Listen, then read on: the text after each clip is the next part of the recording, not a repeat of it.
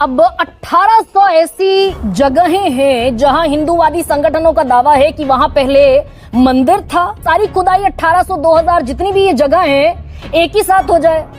ये 2 आज मरेंगे, कल 4 मरेंगे, परसों 5 मरेंगे, टंटा खत्म। गोलियां चली हैं वो बगल से चली हैं, यानी घुमा दिया आपने मनीष संगाइयों के बीच की जो दूरी थी वो इतनी नहीं थी कि जो सर्वे टीम थी वही थी। और वो नारे लगाएगी, धार्मिक नारे। अरे वो आप बताइए ना, विष्णु जैन ने कहीं नारे लगाए हो? उनके साथ एक भीड़ थी और वो भीड़ नारे लगा रही है। मैं ये कह ही नहीं रही विष्णु शंकर जैन इसके लिए रिस्पॉन्सिबल है। ऑलराइट गाइस, स्वागत है आप सबका इस चैनल के एक और नए वीडियो में। संभल में जो हिंसा हुई है उसको रोका जा सकता था, लेकिन कहीं ना कहीं लॉ एंड ऑर्डर की गलती की वजह से वहां पर हिंसा हो गई। आज के वीडियो में आप देखने वाले हैं जब एंकर गरिमा सिंह ने बीजेपी प्रवक्ता से ये पूछा कि भैया आपकी वहां पर तो सरकार है, ऐसा क्या हुआ कि इतनी जल्दीबाजी में आपने वहां पर सर्वे करने का ऑर्डर दे दिया, वो भी बिना किसी तैयारी के, और जिसके बाद इतनी बड़ी घटना हो गई। तो बीजेपी प्रवक्ता सीधा साधा आंसर देने की जगह उल्टी सीधी बातें उन्होंने करना शुरू कर दिया और वो कहीं ना कहीं गरिमा सिंह से भिड़ते हुए नजर आए। वीडियो को देखने के बाद आपको ऐसा लगेगा कि वो कहीं ना कहीं एंकर से खुद ही भिड़ना चाहते हैं कि भैया आप इस बात को मान लो कि वो क्या कह रहे हैं, वो जो कुछ भी कह रहे हैं वही सही है, आपने जो इन्वेस्टिगेशन किया है, आपके जो पॉइंट्स हैं वो सरासर गलत हैं। तो वीडियो को देखने के बाद आपको दूध का दूध पानी का पानी हो जाएगा कि वहां पर क्या हुआ था। यदि वीडियो पसंद आए तो वीडियो को लाइक और चैनल को सब्सक्राइब करना ना भूलिएगा। चलिए वीडियो को शुरू करते हैं। उस वक्त में मुगल काल में मंदिर तोड़े गए, मस्जिदें बनवाई गई, तो सारी खुदाई 1800 2000 जितनी भी ये जगह है एक ही साथ हो जाए। ये 2 आज मरेंगे, कल 4 मरेंगे, परसों 5 मरेंगे, टंटा खत्म। मतलब 240 का गरिमा जी, हमारे इख्तियार में तो नहीं है कि हम खुदाई कर पाए या न कर पाए। अगर आप लोगों के इख्तियार में हो तो खुदवा दीजिए या रोक दीजिए। ये तो मैं तो बड़ा आश्चर्यचकित हूँ आपके इंट्रो से कि भारतीय जनता पार्टी तो कोर्ट गई नहीं थी और जो सर्वे करने वाली टीम थी वो अपने आप तो सर्वे करने चली भी नहीं गई थी। माननीय न्यायालय का आदेश था सर्वे करने का, सर्वे की टीम का गठन माननीय न्यायालय ने कराया था और जब सर्वे करने टीम गई उस जगह पे तो सरकार और प्रशासन का दायित्व होता है कि सर्वे टीम की सुरक्षा किया जाए और सारी व्यवस्थाओं को चाक चौबंद किया जाए। तो इसमें भारतीय जनता पार्टी, आदरणीय भागवत जी कहां से आ गए? भारतीय जनता पार्टी नहीं गई थी ना कोर्ट। और देश का न्यायालय, संविधान और कानून देश के प्रत्येक व्यक्ति को इस बात की इजाजत देता है कि अपनी बात को न्यायालय में जाके कह सकता है।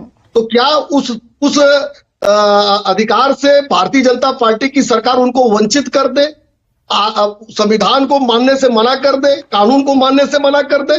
तो कम से कम इस पूरे सवालों का जवाब हम कैसे दे सकते हैं? हाँ, नहीं, प्रशासन इस बात को तो इंश्योर करेगा मनीष जी। उत्तर प्रदेश सरकार का जो एडमिनिस्ट्रेशन है वो इस बात को इंश्योर करेगा कि कोर्ट कमिश्नर जब मस्जिद पहुंचेगा सर्वे के लिए तो उसके साथ वो उन्मादी भीड़ कम से कम ना हो जो धार्मिक नारे लगाती हुई निकले मस्जिद से बाहर। बिल्कुल बिल्कुल बिल्कुल, बहुत अच्छा सवाल आपने कहा। कल मैं विष्णु जैन के साथ डिबेट में था। दरअसल देखिए, हर चीज को आपको एनालिसिस करना पड़ेगा। अखिलेश यादव जी का मैं एक सगल बताता हूं। 20 तारीख को जब उत्तर प्रदेश में उपचुनाव की पोलिंग हो रही थी तो एक 22 मिनट का उन्होंने वीडियो शेयर कर दिया था जिसमें एक पुलिस वाला पिस्तौल लिए महिला के सामने खड़ा था। बड़ा हाहाकार मचा। जब उसके पीछे का वीडियो आ गया तो लोगों को समझ में आ गया कि उनके पीछे दंगाई थे, उस समय का वीडियो है। उसी तरीके से विष्णु जैन जी ने कल बताया, उस चैनल पे मैं भी था, कि जो वीडियो शेयर किया गया है अखिलेश यादव के द्वारा या अन्य लोगों के द्वारा, जो तमाम लोगों के द्वारा, वो वीडियो जाते समय का है ही नहीं, लौटते समय का है। और विष्णु जैन ने यह भी दावा किया कि मैंने एक बार भी जय श्री राम का नारा नहीं लगाया। नहीं, वो अब मनीष जी ये भी क्या कंबल ओढ़ने की कोशिश है क्या? और जिम्मेदारी से पूछ रही हूँ, बड़ी जिम्मेदारी से और विनम्रता से। नहीं, वो आते हुए नारे लगे। सुनिए ना मनीष, सवाल मेरी बात को कंप्लीट करने दीजिए। आपने सवाल तो पूछ लिया, सुनिए तो सही, सुनिए ना। अब वो धार्मिक नारे जाते हुए लगे या आते हुए लगे, विष्णु शंकर जैन के पीछे एक भीड़ है। सुनिए ना, नहीं, कंबल विष्णु शंकर जैन के पीछे वाला व्यक्ति हूँ, मैं भागने वाला व्यक्ति हूँ, मैं बता रहा हूँ। मैं जानती हूँ आप जिम्मेदार प्रवक्ता हैं। समय क्या था? 11:30। विष्णु शंकर जैन के पीछे एक भीड़ है जो धार्मिक नारे लगाती हुई बाहर निकल रही है। पूरी बात का तो क्या एडमिनिस्ट्रेशन इसके लिए जिम्मेदार नहीं है क्या? देखिए, मैं उस पूरी बात का जवाब दे रहा हूँ। निकलते समय और जाते समय में अंतर यह है कि निकलते समय 11:30-12 बज रहा था और वहां हिंसा 8:30 बजे शुरू हो गई थी। देखिए सबसे बड़ा दुर्भाग्य क्या है, नहीं ये आइडेंटिफाई करना एडमिनिस्ट्रेशन का काम है कि नहीं। 24 तारीख को ये घटना हुई, आज हम 26 में बैठकर बात कर रहे हैं। एडमिनिस्ट्रेशन इस बात को अभी तक फाइंड आउट नहीं कर पाया कि वो क्राउड कहां से आया जो वहां धार्मिक नारे लगा रहा था। बता रहा हूं, मैं यही बता रहा हूं। 22 तारीख को समाजवादी पार्टी के सांसद जियाउर रहमान बर्क ने मस्जिद की सीढ़ियों पे खड़े होकर भड़काऊ बयान दिया। वहां के स्थानीय विधायक का बेटा उस भीड़ के साथ मौजूद था। राम गोपाल यादव का कल का बयान देखिए, उन्होंने कहा कि न्यायालय इस तरह के फैसले करेंगे तो पत्थर चलेंगे। अखिलेश यादव ने भी भ्रामक वीडियो देकर इस तरह से माहौल को विषाक्त किया। दरअसल 23 तारीख को जो रिजल्ट उत्तर प्रदेश में आया, जिस तरह से कुंदरकी का रिजल्ट आया, इनको पचा नहीं। और एक तथ्य और है, संभल में वहां जातिगत वैमनस्यता है मुसलमानों के बीच में, वर्चस्व की लड़ाई है। और फिर जिम्मेदारी से सवाल पूछ रही हूँ, अखिलेश यादव झूठ बोल रहे हैं, जियाउर रहमान बर्क भड़काने की कोशिश कर रहे हैं, सुहेल इकबाल वहां गलत तरीके की तकरीर पेश कर रहा है। इसमें यह सवाल गोल नहीं होता कि एडमिनिस्ट्रेशन अभी तक फाइंड आउट क्यों नहीं कर पाया विष्णु शंकर जैन के पीछे वो कौन सी भीड़ थी, कौन थे वो लोग। विष्णु शंकर जैन के पीछे आप वीडियो चलाइए, उसमें तो जो लोग वहां इंक्वायरी करने गए थे कोर्ट कमिश्नर के आदेश पे, जो सर्वे टीम थी वही थी। और वो नारे लगाएगी, धार्मिक नारे। अरे वो आप बताइए ना, विष्णु जैन ने कहीं नारे लगाए हो? आप दिखाइए एक जगह। मैं डिबेट छोड़ के उठ जाऊंगा। न्यूज 24 वो नारा दिखा दे विष्णु जैन के मुंह से जो आरोप आप लगा रही हैं। या अखिलेश यादव शंकर जैन के पीछे सर सुनिए, कैसे नहीं चलेगा? Be responsible and be sensible.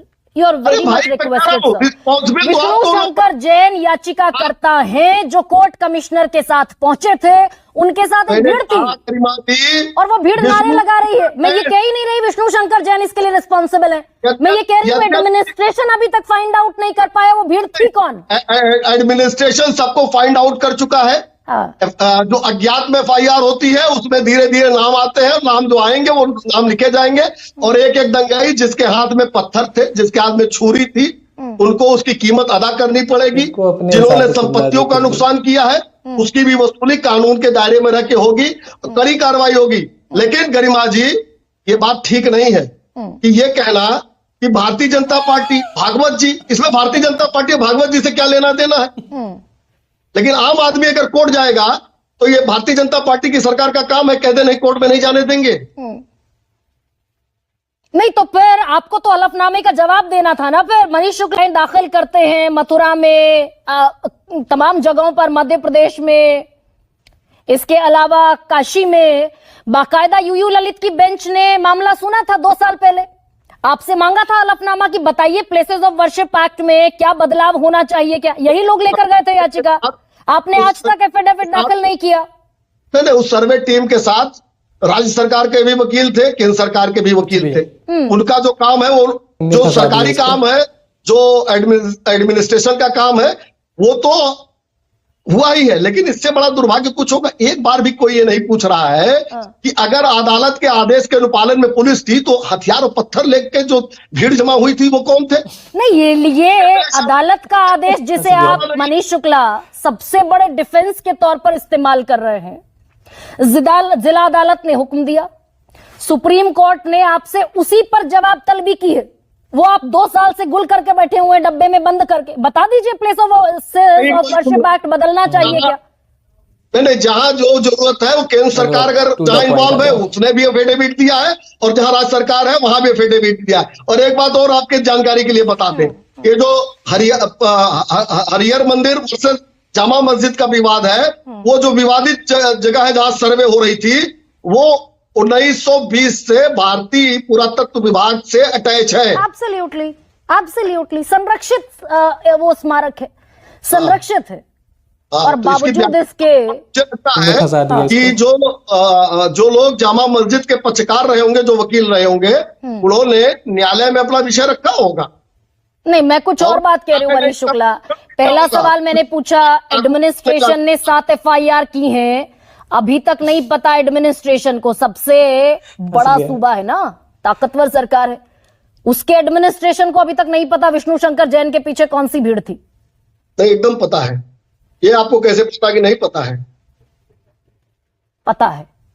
ठीक। आपने तो भी कहा विष्णु शंकर जैन और इन लोगों ने नारे कैसे लगाए, मैंने पूछ लिया। तो अब आप जो है कौन लोग थे पीछे?